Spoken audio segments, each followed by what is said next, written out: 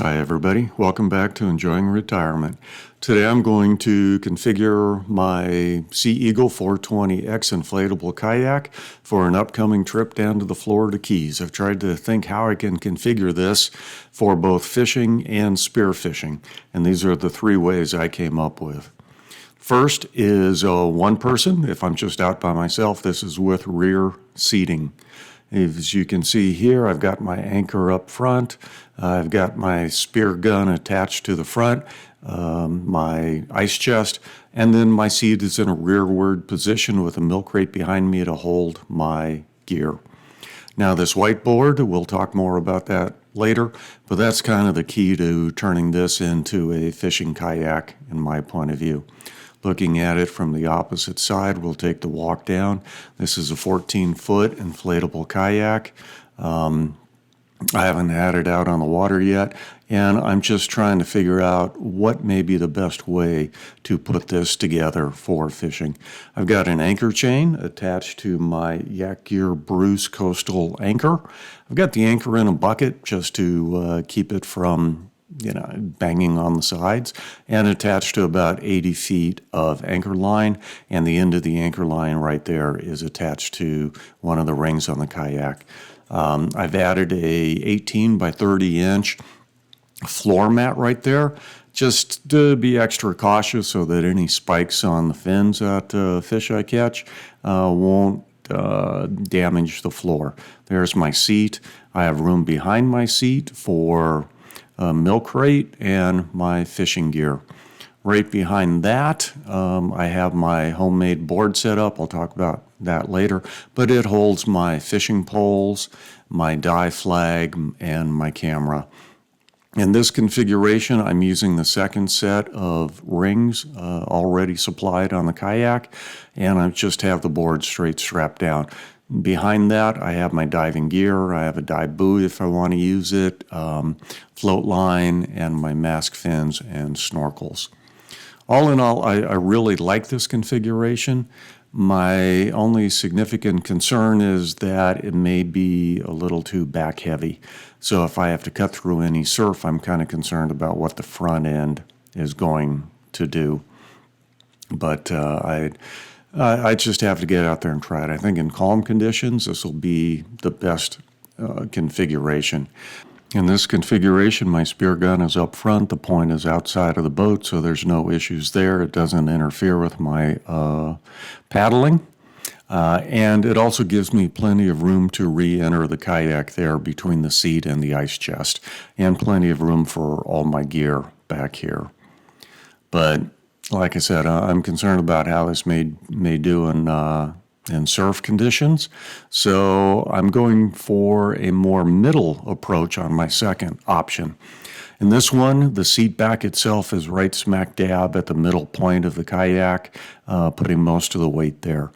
And we'll see how this changes things just a little bit. I think it's still a good setup. It takes away a little bit of my room to re-enter the boat from a dive, but like everything else, I'll just have to wait and see if that's an issue or not. But this should make the boat much more stable. If you notice, I've had to take the anchor out of the bucket I had it in the other configuration, and I've got a surrogate plastic container up front, which I'll have to get something better, but my intent is that anchor will just have to go up front under the bungee straps there. I had to turn the ice chest sideways to move it forward just because there wasn't enough room between the two side walls of the kayak. So here we are taking a closer look. The anchor is there. I'm going to get something better to put it in, but still something to protect it.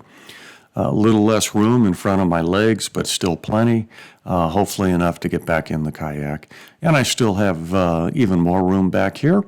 I have moved the board up from its configuration between the second and third rings. Now it's between the third and fourth rings.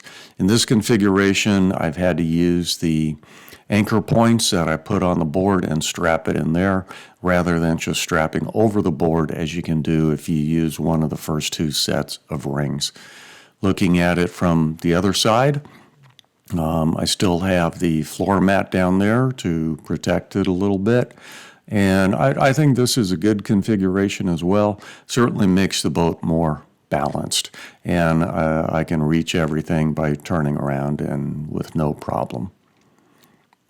I really like the seat. I'm anxious to get it out on the water and see how this performs, see how well it handles in a little bit of a breeze. I'm going to take it easy my first few trips, try to find non-windy days, try to find coves, probably go out on the Gulf side a little bit more until I see how well this boat handles the weather, the wind, and the surf. But I've heard good reviews about it, and I'm excited to get out there. There's another look at the board with 2 fishing pole holders that I've put on it, as well as the holders that I put on there for the camera and the dive flag. In this configuration, I moved the spear gun back because everything else was moved forward and it was just too crowded up front. The third configuration is when my wife comes with me, and this will be for 2 people.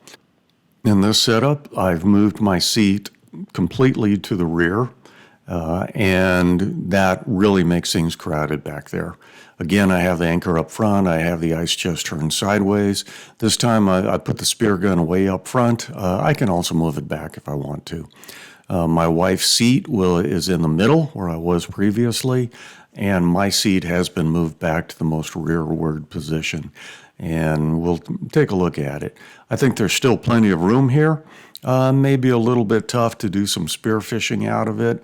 But again, I'm anxious to try it and see just how well it does. That's why we got the 14-footer, and I think it's going to do okay. But we'll know when we get there.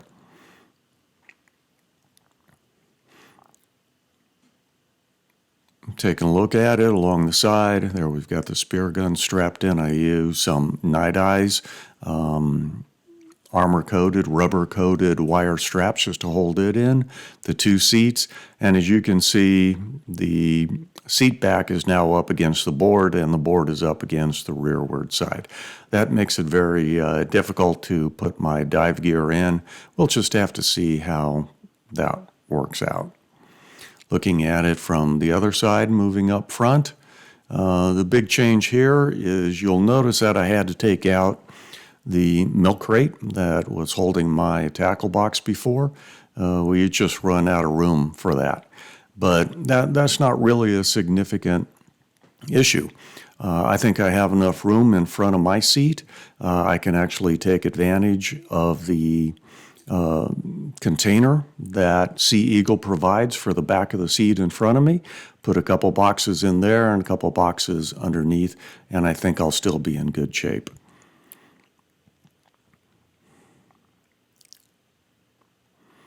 Now let's take a look at the board itself. I made this, it's kind of imagined after the trolling motor mount that Sea Eagle itself makes. This is ultimately it's a 1x8-inch board. I have some supports underneath it that are the screw in for my 2 rod holders, as well as the 2 holders for the camera and the flag. I spent quite a bit of time trying to figure out how I was going to hold the camera and the flag up here. I spent a lot of money on my other kayaks, buying various products, and I really haven't been totally satisfied with them all. And then while at Home Depot, I finally got the flash, hey, just go look for a flag holder. And sure enough, they had these flag holders that you can get there, and they're only about $10 a piece, and so far they are working extremely well. The way they're made makes them very supportive and strong. I don't think I'm going to have any issues with these guys. You'll notice the poles coming up. I've got the flag attached to one, and I've got my Osmo Action camera attached to the other one. And you'll see I just have some PVC joints and the camera epoxied there. Here's a view from the camera itself. It'll be looking right over my head, give a wide view of what I'm doing there. And one nice thing here, the poles themselves, I got them for free. They were in my neighbor's trash. He was throwing them away, and they are old fiberglass ski poles that had seen better days. So I repurposed them for this. I would really appreciate your comments and, more importantly, your suggestions on what I should do different or what I can do better for outfitting this. And I will keep playing with this and post if I get any better ideas. Again, thanks for watching, and as always, I am enjoying retirement.